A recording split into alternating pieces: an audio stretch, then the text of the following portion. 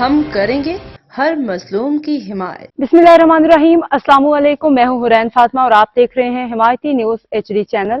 نظر ڈالتے ہیں آج کی اہم خبروں پر۔ وانا چلگوزہ یونین کے اراکین نے وانا رستم بازار میں لاہور کے کسٹم کلیکٹر کے خلاف بھرپور احتجاج کیا۔ مظاہرین نے احتجاجاً چلگوزہ مارکیٹ کو بند کر دیا اور ہاتھوں میں اٹھائے گئے بینرز اور پلے کارڈز پہ اپنے مطالبات درج کیے۔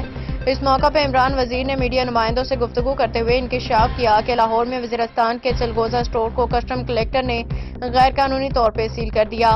انہوں نے کہا کہ گزشتہ 5 دنوں سے لاہور میں کسٹم حکام کی جانب سے غیر قانونی کارروائیوں کے تحت چلگوزہ سٹور کی بندش ایک صریح ناانصافی ہے۔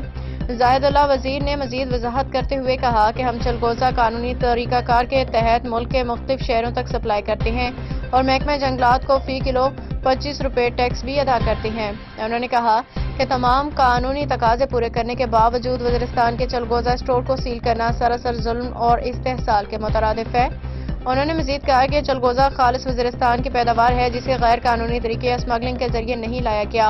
ان کا یہ بھی کہنا تھا کہ انگور اڈا بارڈر گزشتہ 15 ماہ سے بند ہے جس کی وجہ سے افغانستان سے چلگوزہ لانے کا سوال ہی پیدا نہیں ہوتا۔ اب تک کے لیے اتنا ہی، مزید خبروں اور اپڈیٹس کے لیے دیکھتے رہیں حمایتی نیوز HD چینل۔